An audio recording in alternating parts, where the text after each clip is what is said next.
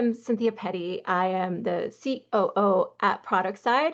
And as many things go, I like to wear many different hats. And I would love to know from anyone, what is the biggest challenge you're currently facing in your product journey, in your career, in your job? I would really love to know that because that gives me insight to know how can we help? I'm curious. So drop that in. You have to think hard about it. Um, I would love to talk to you because then that means you're an expert. Let's chat about that. Yeah, so just go ahead, feel free, add it into chat. Some of your feedback there, and we'd love to see your thoughts. Yeah. And then Ryan, you've got some great information to share to alleviate some of this. Ah, yeah, hopefully as we go on, we're gonna learn some things. Yep. We're always learning. Like today, I learned Zoom webinar issues.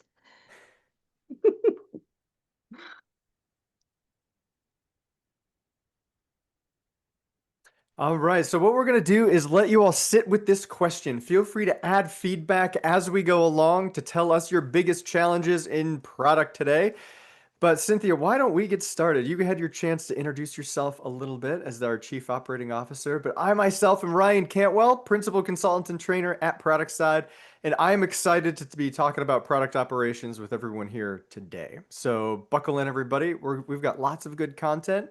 And as we go through, we're going to share not only information, but engage in some conversation with one another. Absolutely. I'm Cynthia Petty. I am located in Austin, Texas, and I am happy to be here as a moderator and help assist this. So I'm going to type some questions in the chat, the one that Ryan just showed earlier for those that drop in a little later.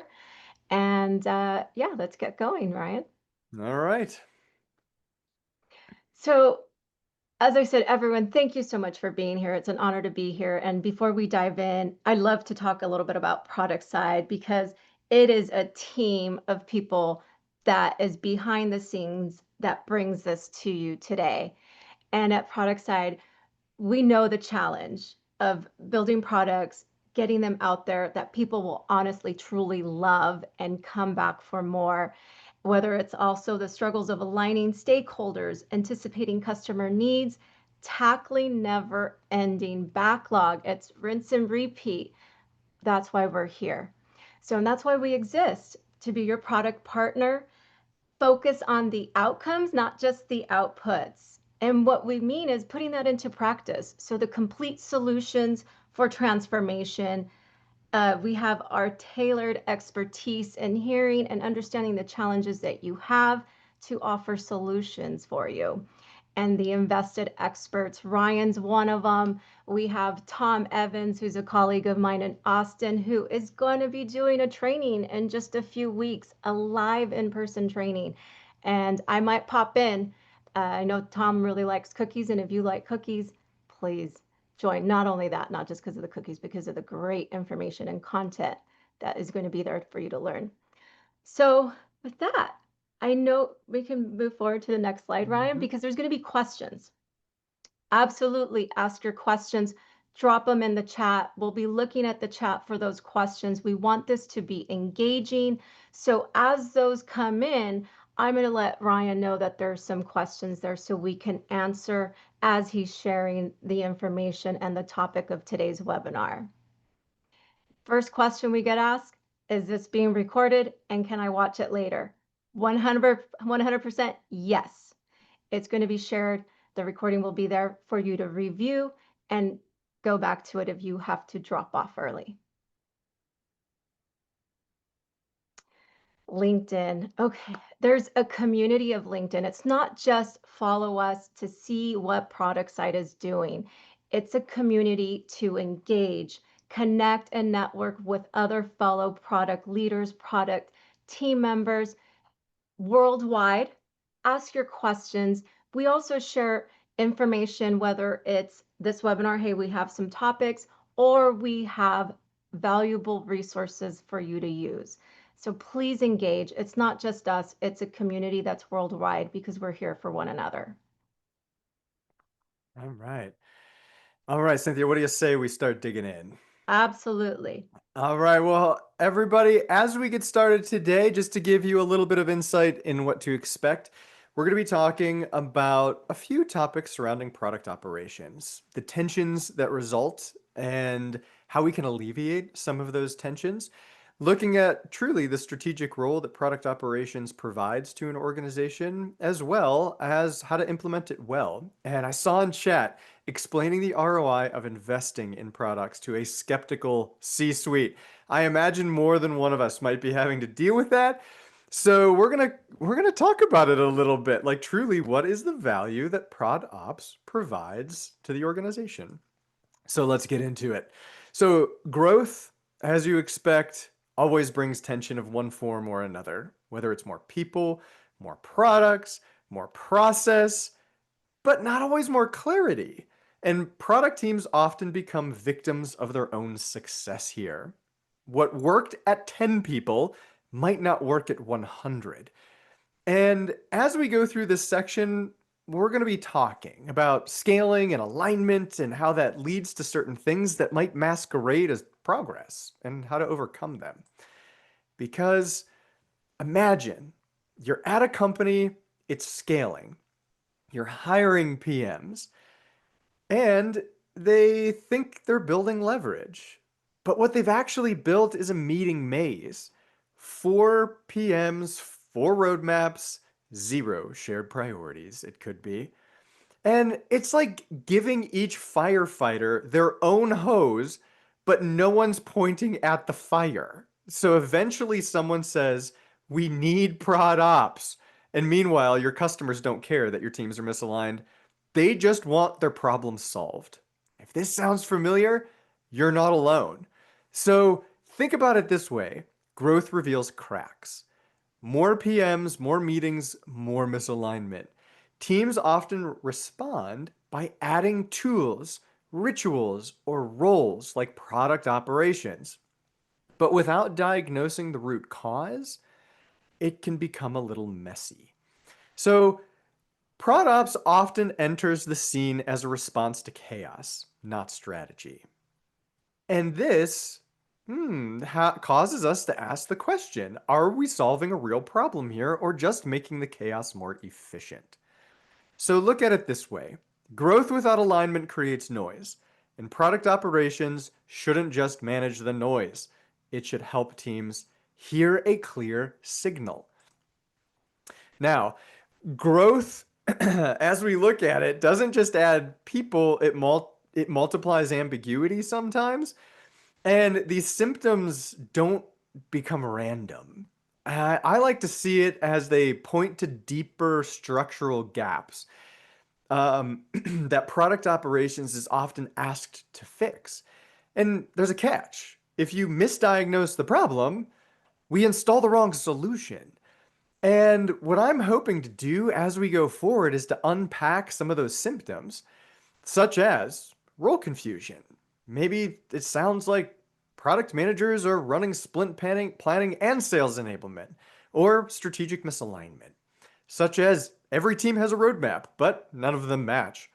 Or you've got tool overload and no insights. Tools are everywhere. There's no simple answers. Metrics abound with no clear story.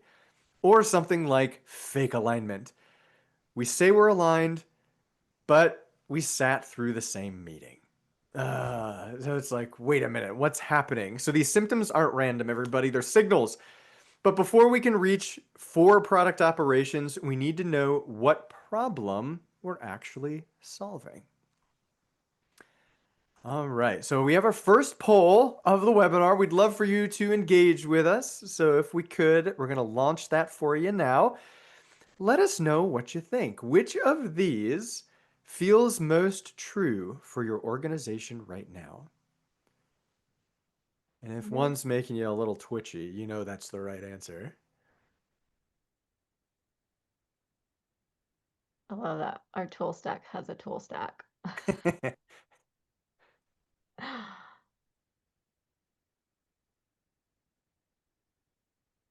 Getting some good responses. All right. Well, maybe give you another 15 to 20 seconds or so, and we'll go ahead and end the poll.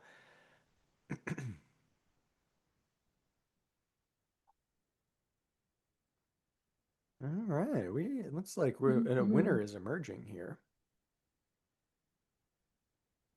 Mm.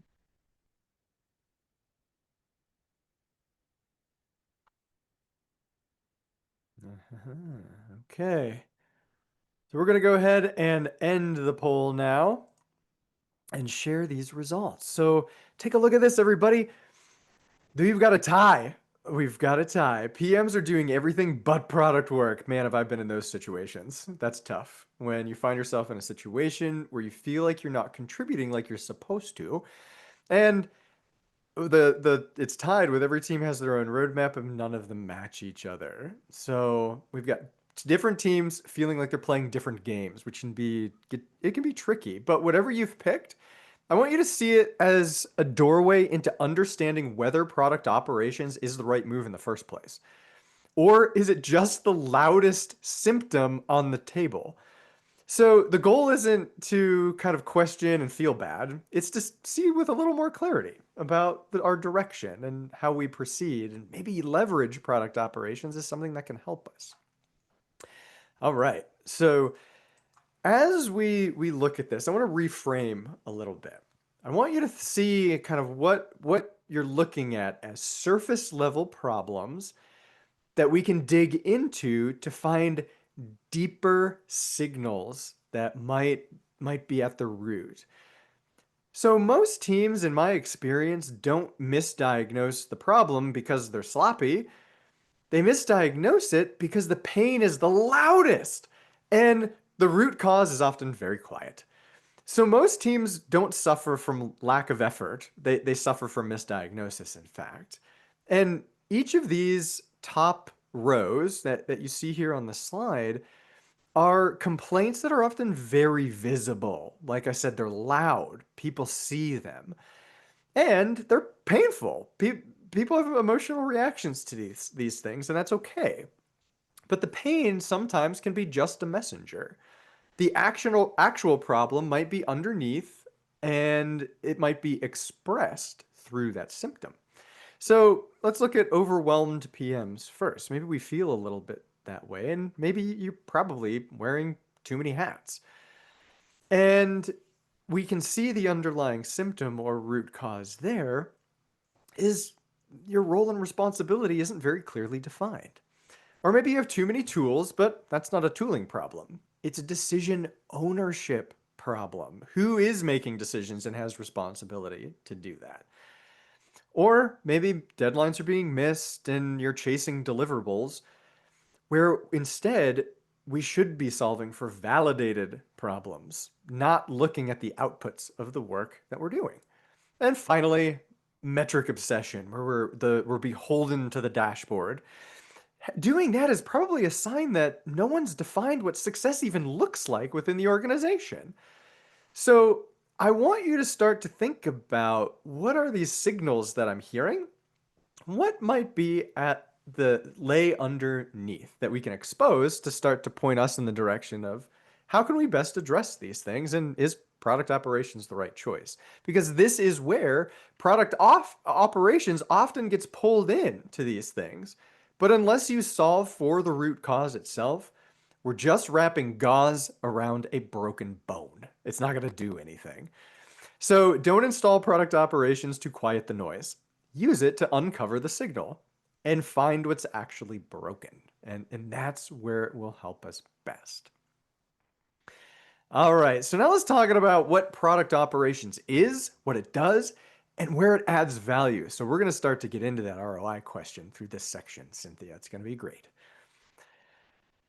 All right. So as we look here, let's define very clearly now what product operations is. And the way I look at it, I'm a motorsport guy, Cynthia. You know that about me. I love cars, I love motorcycles, and I love going fast. So I'm going to use a car analogy as we go through. Go for So it. product so product operations, as we look at them, they're not in the driver's seat. They're the pit crew.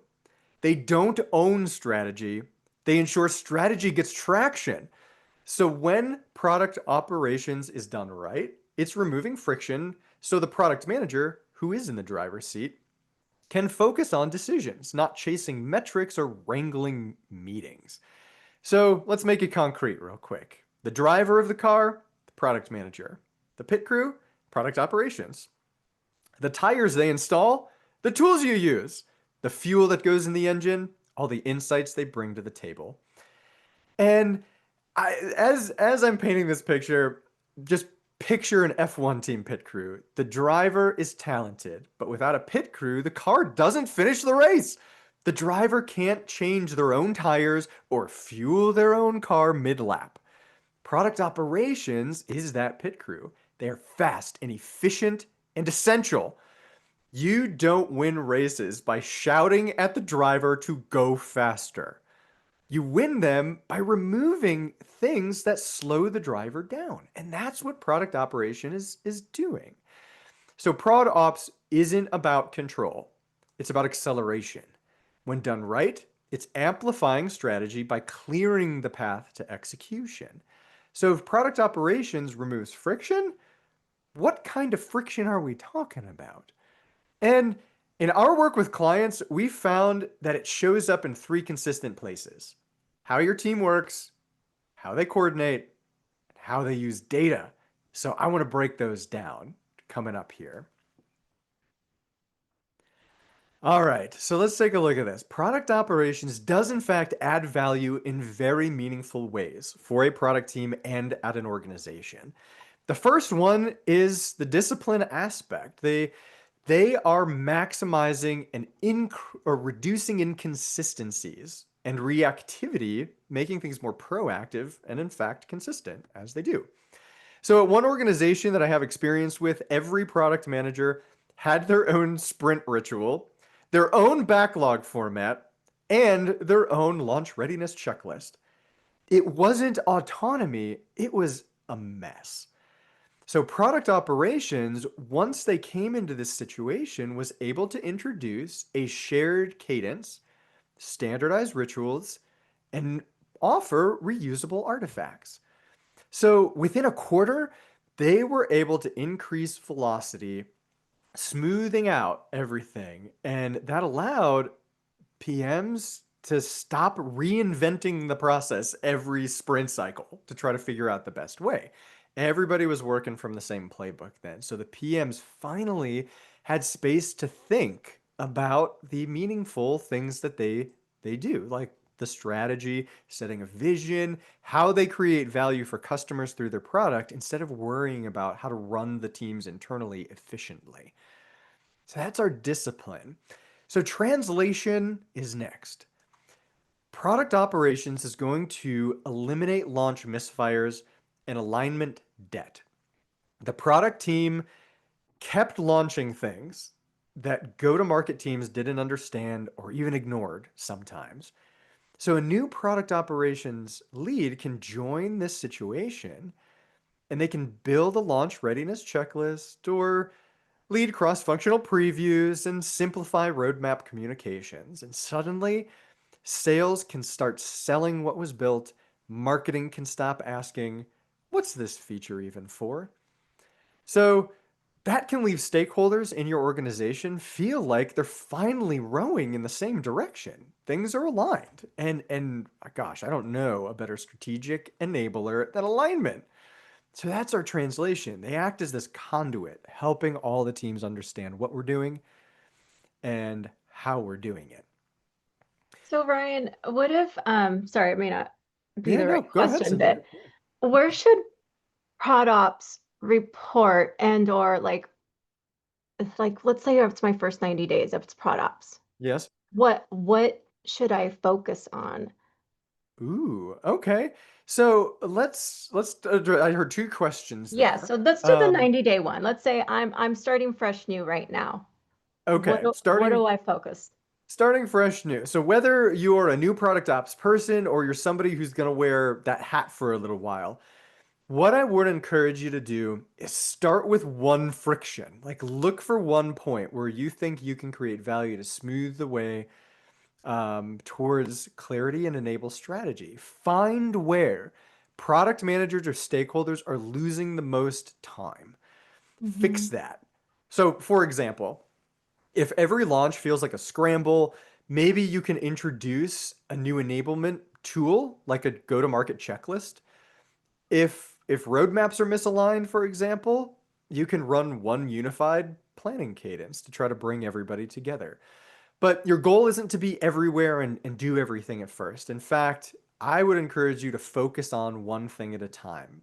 It's to Hmm. prove that product operations can remove drag and deliver lift within that first 90 days. And you're going to do that through focus, then you're going to do it more by spreading yourself too thin. So would like having some internal empathy interviews be something in there to, Absolutely. So I would say, yeah, do some empathy interviews with your stakeholders, whether it's the product managers or Mhm. stakeholder teams, and do a lot of shadowing. See how they're working. Like put on your product manager hat and start to find things. Like be curious. Try to understand where do you see like people in the same role using different tools to do the same task, for example. And you'll start to expose some things that could be those insights will be very useful to you on where you can move the needle fastest, furthest. Yeah, and it lines up to adding value. Oh yeah, that's what it's about. You got to figure out what outcomes are they seeking to achieve? How can I help overcome problems to add value? Thank you. That's Mhm. great. All right. So let's talk about the last one we have here, insights. So, unlike discipline and translation, insights are giving our product managers the information they need and prevent them from making gut calls with bad data. So, product managers are often drowning in too much data and starving for signal. So, maybe you're in a situation where everyone has access to data, but nobody's trusting it. And we can create value, and there's value again, Cynthia. We can create value by making sure everybody can trust it. So, prod ops, you can walk into this situation, define core metrics, clean up the tooling stack, and a create a database of information that everybody can use and trust. So product managers, if they have this situation, can start using that data to shape discovery and not just justify decisions, but base those decisions on fact. So product leaders at the end of this could feel relief that their team is making informed bets now and they're not relying on instinct and opinions. So as we look at these three things, I want you to consider them as like the core pillars or principles of product operation, things like they can do. And we've seen each of them unlock value in those that I've worked with and all of us work with at Productside. And we've also seen what happens when they're missing. So be on the lookout for those as well. So maybe you're asking yourself at this stage, or you should be asking yourself, which of these is already working in your organization and which of them needs the most attention? That'll help give you that focus. So operations creates value when it adds discipline. It's helping bridge those translation gaps and it's turning noise into insight, freeing product managers to think, act, and decide with clarity is when it's used best.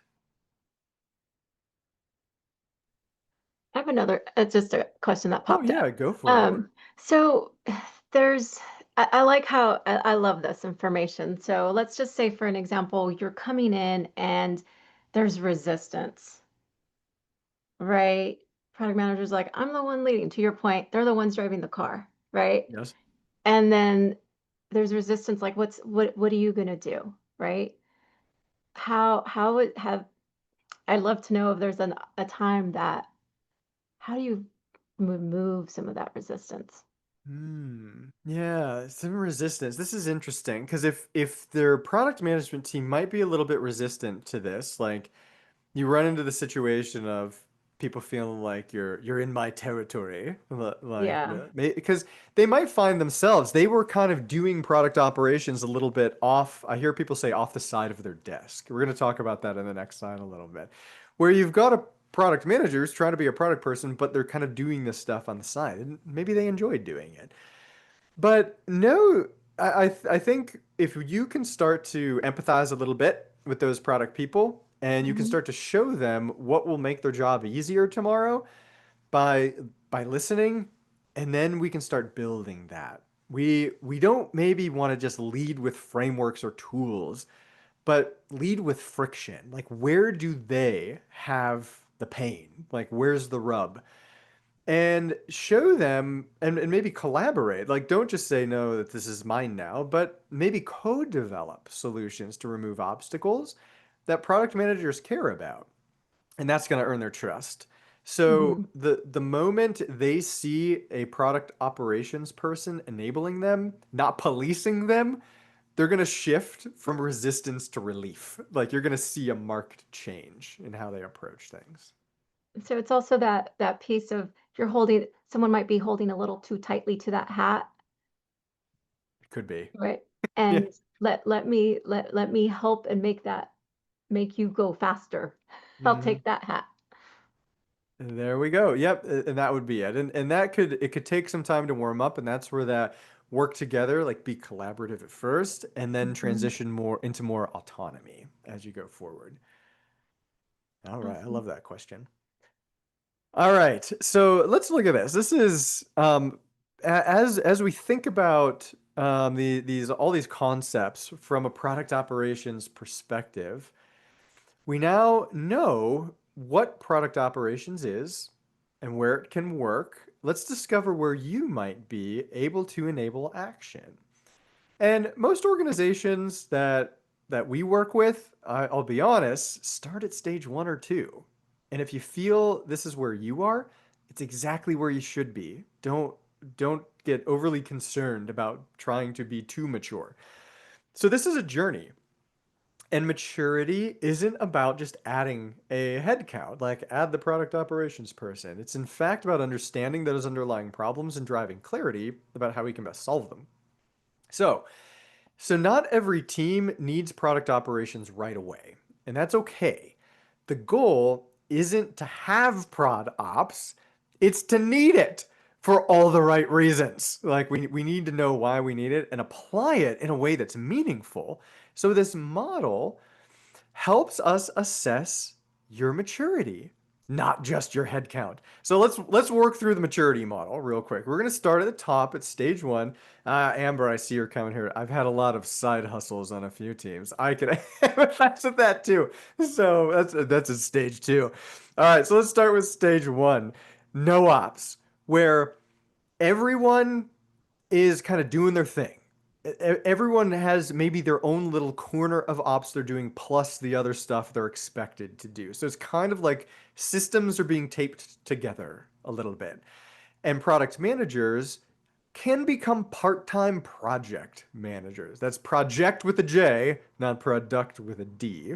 So project managers, we don't want that because that's very tactical. It's keeping us from more of the strategic work.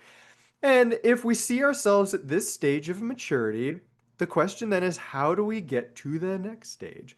And that's maybe where we're centralizing a little bit. I'm going to call this, Amber, this might feel like you. There's a hero doing the shadow work. It works. You're bringing things to the team. You see yourself creating value by bringing some of these operational tasks to the product team, but it can be a little fragile. As soon as you get your attention pulled in one direction or another, something's gotta give. And maybe you lose focus and sight of these operational things so you can do what you're meant to do as a product manager. So that might be stage 2, and that can work. It can work for a little while, but as the organization scales again, we got to figure out how to do it better. And then we can get into stage 3, where product operations, I'm calling it strategic ops, where you actually have a function now. You've named it. We've got it. Product operations. But the organization still sees it more as a supporting role or a process driven role. So we're not necessarily yet thinking about it as a strategic enabler. They are a little more tactically focused here. It's just still a step in the maturity curve, but not quite fully realized yet. then that's where we get to stage 4, fully integrated operations. So now operations is embedded in decision making. They are like it's upstream delivery, not just downstream from chaos. They are very closely aligned with strategy and they are finding the right ways to create value. So, less about compliance, more about how do we smooth the product workflow. So, here's typically what it takes to move up the maturity ladder. Let's just talk about a few ideas. If you're going from stage 1 to stage 2, what I would encourage everyone to do is maybe appoint a single owner. Try to give them a little more oversight so we're centralizing information now, but also we need to give them time, not just tasks. Because even something small like a 20% dedicated ops person can bring order to a little bit of chaos that may be experienced today. If we're going then from stage 2 to stage 3, as we continue to mature and scale, we can start to define the role with more clarity. Like set clear boundaries around roles and responsibilities and know what is in and out of scope for this person, even if they're working off the side of their desk. But we're going to stop treating ops like an extra set of hands and start treating them like more of a system architect. They're seeing the bigger picture now than individual tasks. So that would be how we mature from stage 2 to stage 3. And then as we go from 3 to 4, we're now connecting operations directly to strategy. They're part of the conversation. They are embedded into portfolio and planning and discovery cadences and investment decisions, not just reporting cycles or sitting in the background and answering questions. But think about each step, not about adding more people. No, it's not, okay, we start with one and then we go to Right, we three. used to And have 4 people now. yeah, right. That's not what it is. I think about it more as purpose. Like, what is the purpose that we need to mature to? Like, what are we looking for? And if you were to move from your current stage to the next one, everybody, think about what you would have changed first. Like, what is that thing that will give us the most bang for the buck, as we say? Like, where are we going to see the most value? All So, right. Ryan, Yeah. I want to press upon Amber's point, right? The side Sure. hustles on a few teams, right? Let's say you're in stage 2 and you have it's your side hustle, Hmm. right? And you have everything else on your plate and it's one person doing all of that. How do you graduate and grow to stage 3 Yeah. without burning out? Oh my gosh. Yeah, I love this question. So, because there's so many of us, I know I have found myself in this very situation before, Cynthia. So, Hmm. Amber and all of you feeling this, my heart is with you. So, as we try to balance things effectively, I'm gonna tell you, pick your battles. You can't be the prod ops hero and the product manager that you need to be well, like in both cases. So narrow your focus to the highest leverage workflow from an operations perspective. If you're looking for those friction points, you should be able to start to prioritize which one is the one that needs the most attention. And Hmm. we're going to see how to uncover those. I mean, we've talked about some ways to get it wrong as we're going along today, and we're going to look at more in a little bit. But look at workflows, whether it's planning cadences, whether it's collecting information like insights from discovery, or bringing new products and features to market. Like, look at these different workflows that product managers complete, and you can start to maybe find tools to automate, or you can find support to delegate. Like, you can look for things, and then start to tell very clear stories to your organization about the impact that you're making. Yeah, like don't undersell yourself. Communicate that value. Like show people this is what we're doing and this is the impact it had. So leadership, they will know. They don't scale because teams because you tried or you're tired or you're trying. Like they scale when you make the cost of not scaling obvious. Like we need to show them, like, look at what this is doing, but doing more of it means we're giving up something else. There's like those opportunity Sure. costs there. So be very deliberate about picking your battles. I guess when we're talking about burning out, like try not to tackle all of it, but be Mhm. conscious and then make sure you're telling that story really well so it has visibility. And you're going to hopefully see some traction as a result of that. So tell the story. People see what you're doing. Yeah, make it visible so people see, but also don't stretch yourself too thin. Pick your Mhm. battle. Make sure you get focused on the right things. Great. All right, so we have our next poll, and I can't wait to see your answer. We just learned about the maturity model, and I want to know where you all think you are. At what stage? Hmm. Good options here. hmm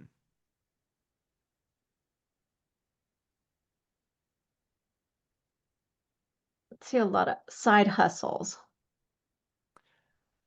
Yeah, that's what you were just talking about. Hmm.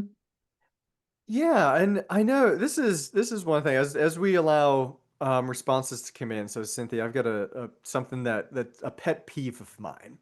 Let's hear We it. as product people in the community, we've been hearing a lot about product operations. There's books written about it. There's blog posts. There's webinars. Uh, Here we are, Right. Yep. webinar product operations. And there's all kinds of information about out there about it. But in our interactions, I mean, most of the time a product operations function isn't there in the product team. Like they're still maturing to that. So not everybody's Google or Adobe or Facebook or these big companies in Silicon Valley that can leverage this. Like, got it, we can do it immediately. No. And Hmm. so what we need to do is try to find what can we learn from the product ops function that we can apply to our context now that's going to work for us. And that's what's meaningful. Like that's what gets me excited about all of this stuff. Yeah. I'm going to close out that poll, right? Sure. There we go. All right, let's share those results. And there is a clear winner here. All Hmm. right, so just as I was saying, look at this.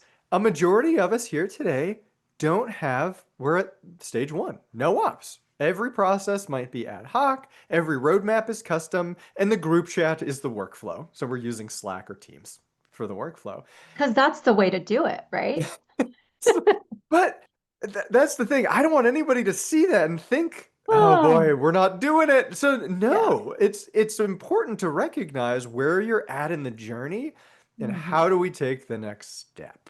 And so I think this is excellent. This is telling us we're learning the right things and now we can make informed decisions about where we go from here and how to make it work for us in our context. And that's important. So as we're considering these things, because there's just no wrong answers. Oh, We see lots of different scenarios here at Productside, but I will say majority of you fall into this camp. I mean, this is very representative of what we see. mm. So as we look ahead, I want to tell you just a quick story of two different teams. Same product, same company, but radically different experiences. So let's think about it this way. We have Team A. Team A is on the left, are very concerned. Look at that Lego minifigure, very concerned. Mhm. Yeah. So they're stuck in survival mode. Their calendar is full, but progress is elusive. Every meeting is a battle for clarity. So our roadmaps are shifting weekly and nobody's sure who made the call. Our stakeholders escalate because alignment never sticks. Our PMs are updating slides instead of talking to customers and discovery. What's that? Only if someone cancels the meeting. All right, but these are smart people and they care, but they're drowning. And then we have team B, the team on the right. Look how happy they are. Product manager with their friend in the red shirt who's product operations. So, same talent, same challenges, but with product operations in place. Now they've got cadences that are more predictable. Interactions with stakeholders and meetings have purpose. PMs can finally breathe because the system holds. Data isn't scattered, roles aren't blurred, time isn't wasted. Strategy is a shared language, not a mystery. It's clear. And the difference isn't more effort. That's what I want you all to recognize. It's not doing more, adding more time or people. It's a better system. And product operations didn't fix the team, it just freed them to do their real job by putting in a better system. So, what you're seeing here isn't magic, it's the result of one function: product operations quietly reinforcing everything around it. Because a mistake I've seen made too, Cynthia, I'm going off book Hmm. cowboy for a second. Okay. So where teams they think, oh, we need product operations, and they're labeling a product operations person like a project manager. They're just going to Hmm. handle all the tactical work. And that frustrates me a little bit because that role already exists. It's called a project manager. Why would you give them a fancy title and then expect them not to do the real enabling work that a product operations team is meant to do? It's like Hmm. you're calling them one thing and then handcuffing them and not allowing them to do it. So it's interesting. Sure. Yeah. And on that note, because like you're saying, it's not project management, it's not tactical. How do you express that to leadership team in sharing this is not just an admin role, this is a strategic function? Oh yeah. If we this is important because I like to see it as reframing in terms of leverage. Hmm. I would prefer you please don't go talk about what product operations does. Talk about what product managers can't do without it. Say, Ooh. right now, our product managers are making judgment calls with no clean data. They spend more time on coordination than discovery, and they're running three versions of the same meeting. So, I mean, and it should be very clear, project people don't fix that. Product operations does. In fact, they're not there to add process and discipline. Is to create space for strategic work. And Hmm. so the win isn't the activity, it's the acceleration that they're enabling in the background. I like what you said. It's like Yeah. creating that space Mm-hmm. or that focus time on the strategy. Yeah. I like that. All right, Cynthia, this time we have a little commercial before we bring it home. Yeah. So as I mentioned, I'm lucky enough to be here in Austin, Texas, and Tom Evans, our colleague, is also in Austin. He is going to be we're going to be training our optimal product management course, and it's going to be here in Austin in June. Yes, it'll be warm, but if you're from a cold climate and are really ready to go up the next step and spend 3 days and diving into learning about product management, looking at our blueprint and how it all ties in, because right now we're only doing a little sliver. Imagine being immersed in this for 3 days, not 24 hours. Don't worry, it's only 8 hours a day. You get lunch breaks.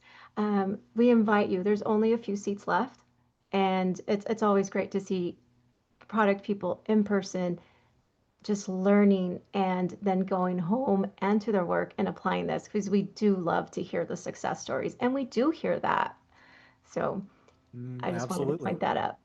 Yeah, yeah, we'd love to see you all in a session. So please do check us out. There's lots of opportunities, including the in-person one coming up in Austin. Yeah. All right, so let's talk about an implementation. If we look ahead and we're looking down the road, Cynthia, how do Yeah. we make this work when we're talking about product operations? Because this is the moment we're going to zoom out a little bit. We've seen symptoms, we've explored value, and we've walked through the maturity model. Now the question is, are we ready? So Mhm. again, you're not hiring a role, you're installing a system, and that requires intention, not impulse. So ask yourself these three questions as like a gut check. I mean, even pose these to your leadership if they're saying products, like that's what we should use. So the first one being, what's the job you're hiring products to do? Get clarity there. If you can't answer that, pause. Vague goals. Wait, Oh, do you mean we're doing discovery on if we need this role? hey, what do you know? Discovery works. Yeah.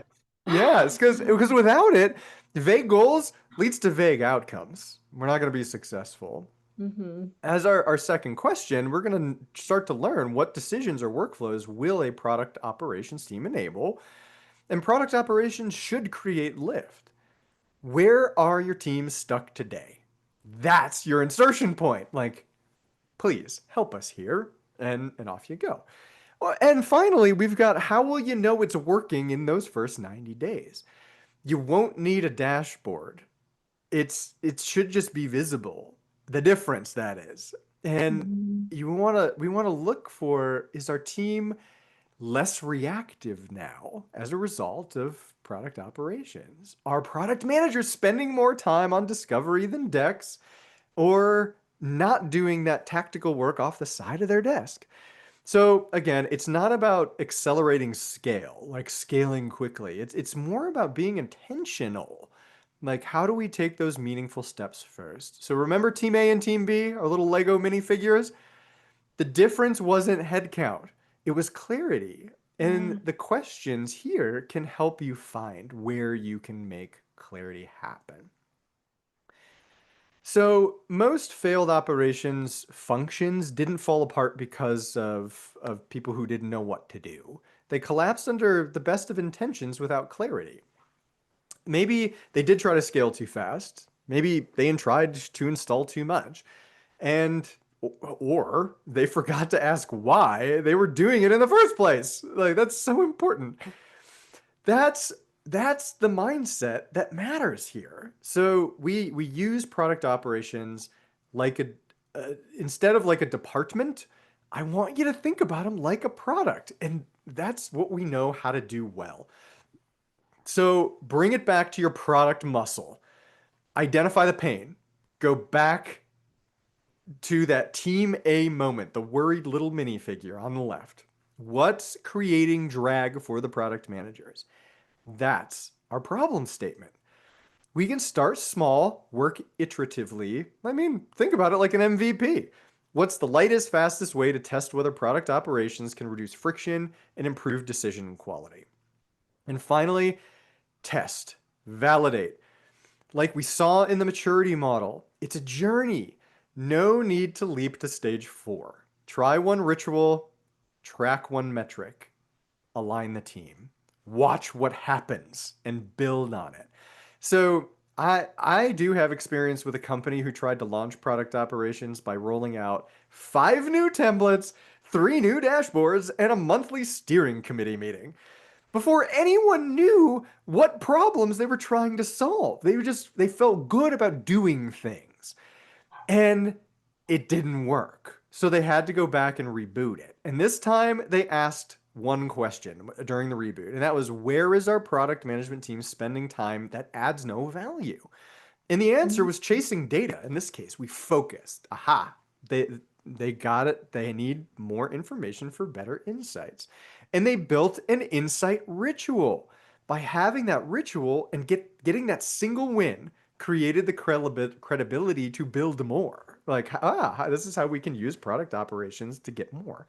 So treat product operations like a product, define the pain, build the smallest solution, test the value, and grow from there. And that's how we earn the right to scale. So Hmm. on that, Ryan, there's a lot of pieces you talked about, and I love how you said for look at it as a product. Do you have, how do you know it's actually working? Because I know you said that it creates space, but is there any other ways to see like stage one is working? Okay, now we can do stage two. Now we're graduating, we're growing, Yeah. right? Is Yeah. there And any this other is, stories that come to mind? yeah. Yes. So as we look at how do we know that it's working, you're going to know it. In fact, you're going to feel it before you can measure it. It's going to be more like behaviors and interactions Mhm. that are happening. So I would encourage you, once you find that moment, like maybe you're struggling with misaligned teams, like that's your core problem to focus on. You're going to start seeing product managers or stakeholders stop asking for clarity. They in fact have Mm, it. So roadmaps stop colliding and they align in some of those cases. So we're gonna feel that. We're gonna okay. feel less friction. So strategy can start to show up in how time is spent, not just what's written. And that kind of make things tangible. So maybe you could ask some questions like this, Cynthia. Like, are decisions happening faster now? Are our team spending more time in the areas we want, like in discovery than in coordination? Or Are we are we not solving that they're putting out the same fire twice? Do we only do it once? It I might be a love that point. I yeah, love it might that just be point. that. So if you're seeing those things, you might know product operations is working now instead of just rearranging the chaos that already existed. Hmm. All right, so let's get real, everybody, and bring it home. These are the three most common ways I see teams accidentally turn product operations into overhead instead of leverage. So, trap number one, tooling before intent. Maybe you've rolled out a new shiny stack.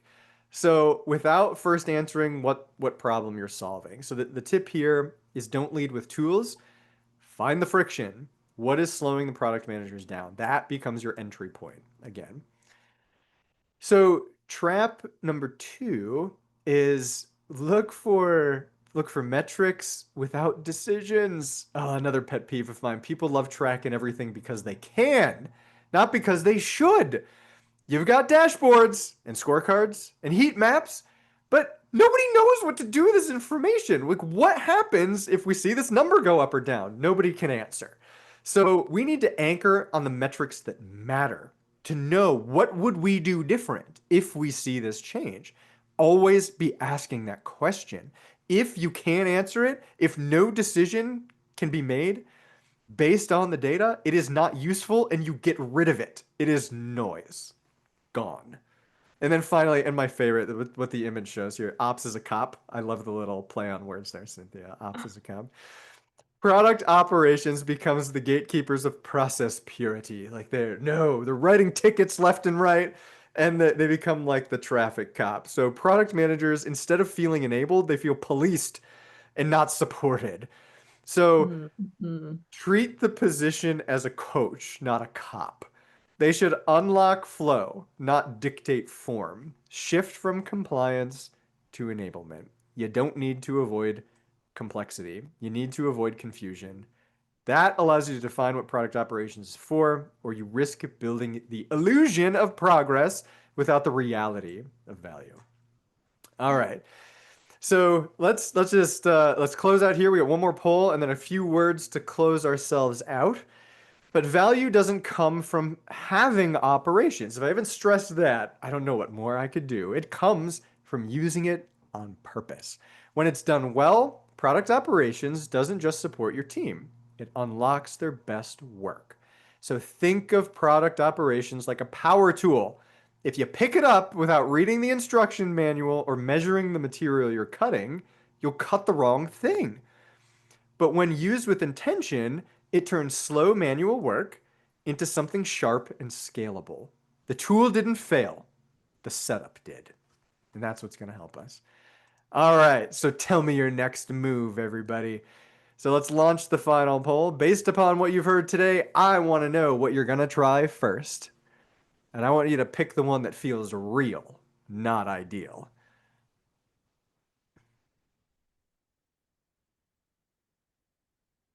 Yeah. And as you fill out Amber, I see your comment in the rearranging chaos resonates. Yes,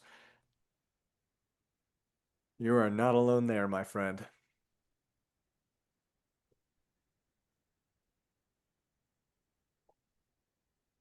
Those are good options here. Yeah. I'm sure in different moments, there's one of those resonates. Oh, for sure. Yeah, because many of you might Yeah. be bumping up against some of these things Mhm. in multiples or want to do multiples, but this is where focus can help. What do we want to do first? All right, let's go ahead and end this poll and share the results. And we've got one, and this makes me excited, where the winner here is clarifying roles and expectations across product management, ops, and others. Whether we have an operations function or not, I think one of the biggest mistakes I see organization or even product managers in the wider world make is they too rarely talk about what it is they do. They just don't tell people. People literally look at product management like a mysterious black box where things come in, stuff happens, and then decisions are made. And it's like, no, let's be transparent. Let's tell them what goals we're working to achieve, how we go about working to achieve them, and be transparent so our expectations are more clearly aligned. So we can also reframe now. We've learned how we talk about product operations. We can share it with colleagues, and we can rewrite our ProdOps charter if we have one, or even start drafting one. All right, everybody, let's bring this home. Cynthia, I am going to turn it back over to you to close this Thank out. you. All right. So, as a thank you, we want to go ahead and highlight opportunities and share this offer with you. We have our AI product management course, and it is now with a certification, meaning it is going to test the the functionality of what you've learned in the class. So we wanted to share that with you. We have one coming up live online that is taking place at the end of June. So if that is of interest, please feel free join and or ask us questions. Happy to answer questions about that for you. Yep, just scan the code, enter your Mhm. chance to win. It'll be Mhm. exciting. And Tom, one of our colleagues, and Kenny are going to be hosting the next webinar June 11th, Chaos to Clarity. I am going to be listening to that because as you were saying, Ryan, what is it? The reframing chaos or managing chaos. So definitely join. You can scan the QR code to join, and we would love to see you June 11th. There's a lot that we offer here. This is just a taste and a flavor of the courses that we have coming up. And to highlight some, we have some live online. We have in person coming up in Austin for our optimal product management.